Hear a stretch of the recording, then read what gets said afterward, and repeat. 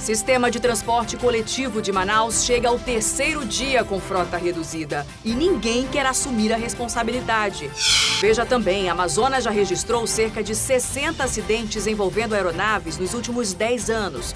Em alguns casos, as investigações até agora não foram concluídas. E ainda, prédio histórico no centro da cidade vai ser restaurado.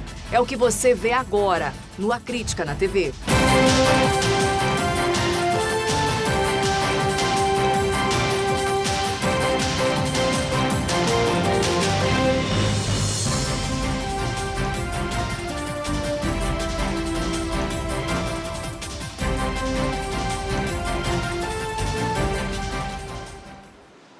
Olá, muito boa noite para você. O sistema de transporte coletivo de Manaus completou 3 dias funcionando com a frota reduzida. O motivo é o impasse entre a prefeitura e empresários que alegam não ter dinheiro para comprar diesel por causa da intervenção financeira anunciada pelo município em julho deste ano. A longa espera nas paradas de ônibus e terminais é rotina. Sempre demorou, meu filho. A gente bota prego de molho esperando esse ônibus. Inclusive, a gente tem que pegar o outro de outros bairros para poder a gente chegar na residência da gente. Mas nos últimos 3 dias a situação está ainda pior. Eu já estou com uns 20 minutos aqui esperando 102, até agora nada. Já o Pedro está aqui há quase 1 hora. Hora em hora. Mas eles demoram assim normalmente ou hoje está demorando mais do que o normal? Sempre é assim. Sempre é assim. Só 83,5% dos ônibus em Manaus estão rodando desde segunda-feira. Essa redução foi confirmada apenas por meio de nota pelo Sindicato dos Empresários do Transporte Coletivo, que justificaram a decisão no alto valor do combustível e em possíveis dificuldades financeiras. Ainda de acordo com a categoria, todos esses problemas foram repassados para o interventor.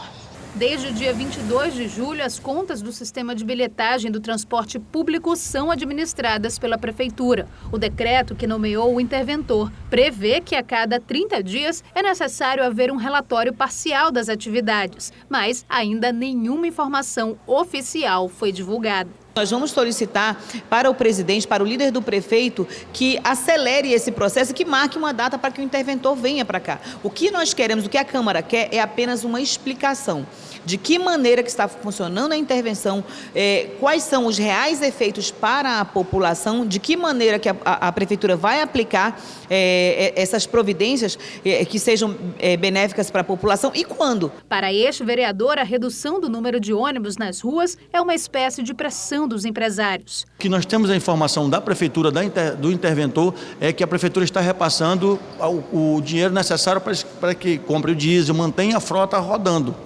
Essa é a informação oficial. Essa desculpa dos empresários que não têm dinheiro para manter a frota, eu vejo assim que é uma pressão que está fazendo até para chegar na imprensa, chegar na população, causar um medo, temor. A Câmara Municipal de Manaus aprovou um requerimento em julho para pedir que Francisco Bezerra explique aos vereadores o que conseguiu analisar nas contas das empresas. Segundo o presidente da Comissão de Transportes, esse encontro só deve acontecer ao fim da intervenção, dentro de 1 mês. Nós temos aqui um requerimento que nós já vamos marcar a data para chamar o interventor para falar do relatório, do que está acontecendo, o que aconteceu e passar todas as informações necessárias para a Câmara Municipal de Manaus. Ou seja, 80% da frota circulando e ninguém faz absolutamente nada, fica um jogando para o outro. Enquanto o resultado da intervenção financeira no transporte público não é apresentado na Câmara, o prefeito de Manaus anunciou que vai adotar novas medidas contra os empresários do sistema. A gente fala agora sobre esse assunto ao vivo com a repórter Rosiane Chagas.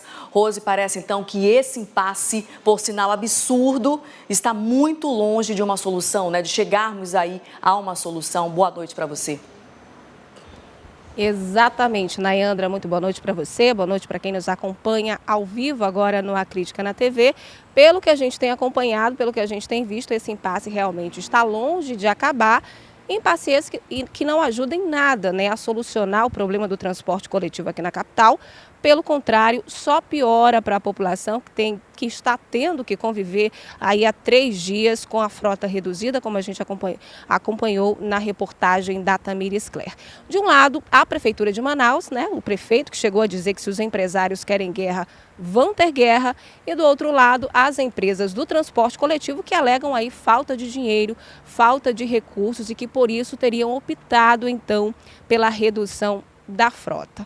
A Prefeitura de Manaus disse que essa redução da frota, essa atitude dos empresários em reduzir a frota é uma tentativa de boicote por conta da intervenção, né, que foi feita pela Prefeitura no sistema de transporte coletivo, nas contas das empresas. A gente sabe que agora é a Prefeitura quem comanda essa parte, quem faz inclusive o pagamento dos funcionários, né, dos rodoviários, e disse que vai tomar medidas administrativas contra as empresas. Disse, inclusive, né, como parte dessas medidas, que vai reduzir o dinheiro que é direcionado para atividades burocráticas, como é o caso da manutenção de assessores jurídicos, por exemplo. Hoje, esse recurso está estimado em 4,5 milhões de reais. A Prefeitura disse que vai reduzir para 1,5 milhão de reais. Os empresários dizem, portanto, que falta dinheiro, que não falta dinheiro só para o combustível não, que falta dinheiro para toda a operacionalização do sistema, mas informou que pelo menos por enquanto não está nos planos do Sinetran em aumentar a tarifa do transporte coletivo aqui na capital. O fato é que a gente tem acompanhado aí essa queda de braço. Amanhã os trabalhadores, né, estudantes, eles vão precisar usar o sistema do transporte coletivo aqui na capital, como todos os dias. E o cenário que eles vão encontrar, a gente já sabe, né, Nayandra? Um sistema de transporte sucateado, falido e agora com a frota reduzida para complicar ainda mais a vida do manauara, que não é nada fácil e que não tem nada a ver com essa história, com esse cabo de guerra que tem sido travado entre a Prefeitura, o prefeito e os empresários. A população, então, Rosiane, segue, né, no meio desse fogo cruzado, é sempre a grande prejudicada, enquanto um fica jogando a culpa para o colo do outro, ninguém resolve. Então, a curto prazo, a gente não tem nenhuma solução, né? Nada que além que dessas faça medidas, né, que o prefeito anunciou de entrar com medidas judiciais na justiça, a gente não tem nenhuma atitude prática. Portanto, fica esse cabo de guerra realmente e quem fica prejudicado é a população, que amanhã deve enfrentar mais uma vez, né, essa demora no transporte coletivo, que habitualmente já é demorado, com a frota reduzida fica ainda pior, né, Andra? Vamos acompanhar então essas medidas, viu, anunciadas. A gente está aqui aguardando para saber se de fato essas medidas vão sair do âmbito do discurso. Muito obrigada pelas suas informações, Rosiane. Boa noite para você. Veja agora o resumo de notícias. –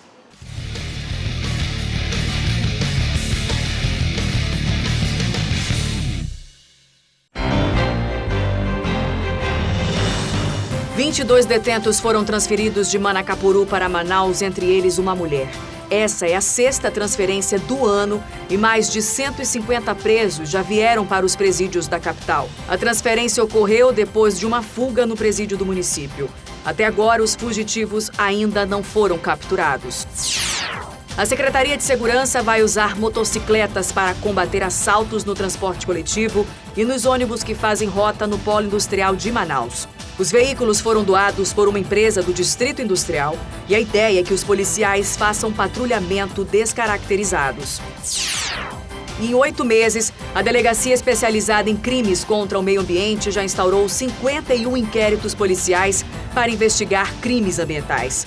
E entre as 312 denúncias investigadas, os crimes mais comuns estão desmatamentos ilegais, assoreamentos de igarapés, incêndios em áreas rurais ou de invasão.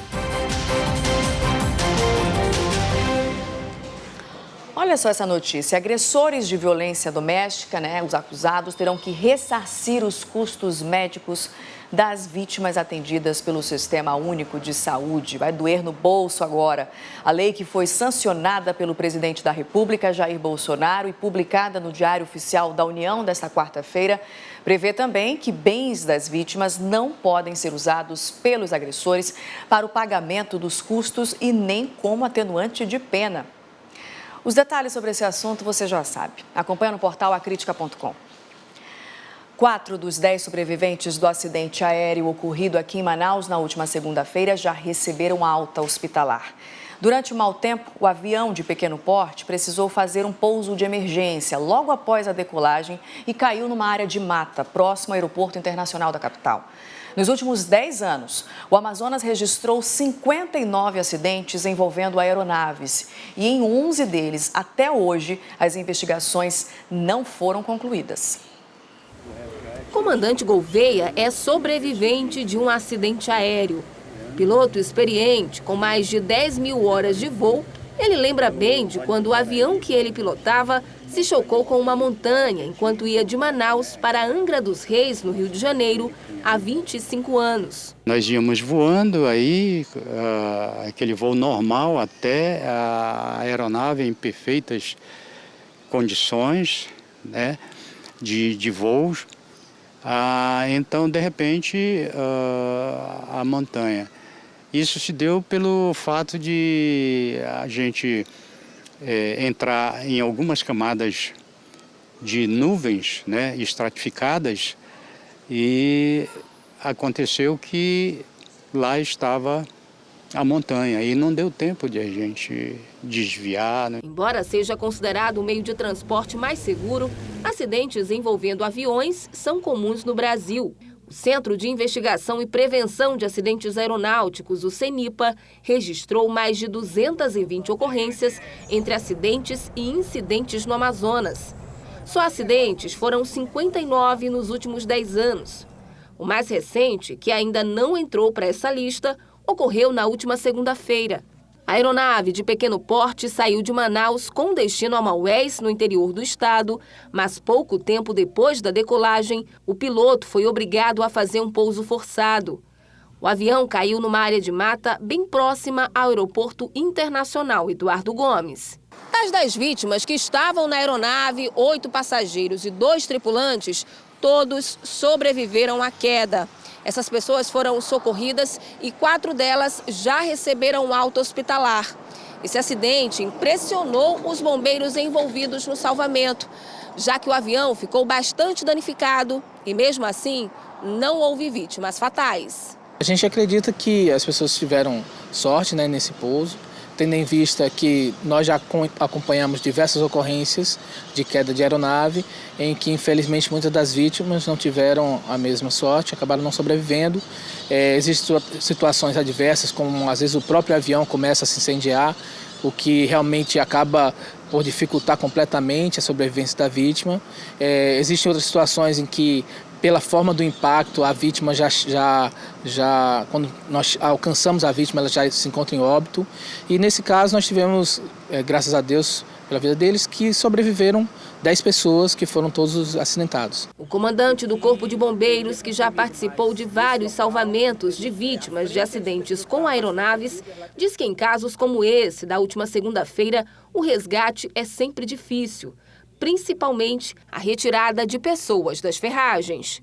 Nossa maior dificuldade, normalmente, é a forma como se encontra aquele veículo em que elas estão. Normalmente, a situação é que as vítimas se encontram retidas, muitas vezes elas encontram-se completamente encarceradas ali naquele ambiente e temos a prioridade de retirá-las o mais rápido possível para que elas possam receber o suporte de vida adequado e possam realmente sair dali com vida e em condições de seguirem com seus destinos. Dos 59 acidentes com aviões ocorridos no Amazonas nos últimos 10 anos, 11 ainda estão sob investigação. Este analista de riscos aéreos explica que os aeródromos do estado têm pouca estrutura para auxiliar a navegação dos pilotos, em comparação a outras regiões do país.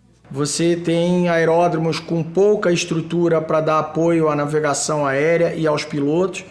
E você também tem a própria navegação, em termos de radares e tudo mais, com alguma dificuldade de operar, bem diferente do que você observa na região sudeste do país. Então a infraestrutura de apoio à navegação também é um dos fatores complicadores aí, que pode explicar um índice um pouco maior de acidentes aéreos na região. Para o especialista, boa parte dos acidentes aéreos ocorrem com pilotos de fora, que conhecem pouco a região. Segundo ele, há uma dificuldade em perceber a chegada de temporais, por exemplo. O comandante Gouveia concorda e diz que no caso do último acidente, O mau tempo, inclusive, pode ter impedido o piloto de fazer um pouso forçado com mais segurança. Estava chovendo, então eu acredito que isso daí prejudicou muito a ação do piloto a fazer um pouso de emergência com maior segurança. Ele teria, se não fosse esse caso da chuva, né, a possibilidade de fazer um pouso adequadamente seguro na própria pista do aeroporto. Haja vista o tamanho da pista, né? A Secretaria de Estado de Saúde informou que, além dos 4 sobreviventes do acidente aéreo que receberam alta hospitalar, um paciente foi transferido para a rede particular e os demais permanecem internados, estáveis e sob os cuidados da equipe médica. Depois de várias tentativas, o prédio do Hotel Cassina finalmente deve passar por uma restauração. O lugar faz parte do Centro Histórico de Manaus e se destacou na vida cultural da cidade no fim do século XIX. Depois de 120 anos, o prédio que fica na esquina das ruas Bernardo Ramos e Governador Vitório, no Centro Histórico de Manaus, vai ser restaurado. O lugar é classificado como Unidade de Preservação Histórica, devido à importância para a cultura do município e também para o Amazonas. O Hotel Cassina, que depois passou a ser chamado de Cabaré Chinelo, foi um ponto de concentração e diversão para políticos, intelectuais e barões do período áureo da borracha. Um prédio abandonado, um prédio antigo, histórico, emblemático para a cidade de Manaus, ele precisa ser valorizado, precisa ser tratado com seu devido respeito, porque nós precisamos reabilitar o centro histórico da cidade de Manaus, voltar com seus usos adequados e incentivar a população a voltar a frequentar e dar a segurança necessária e o valor necessário à cidade de Manaus. O projeto de restauração já tem um aval do Instituto Nacional do Patrimônio Histórico e está avaliado em quase 13 milhões de reais. A obra deve ser concluída em 1 ano. No local serão construídas salas para cursos e uma biblioteca. Nós consideramos que esse Casarão de Inovação vai ser um marco da restauração do centro, assim como foi em Recife nos anos 2000.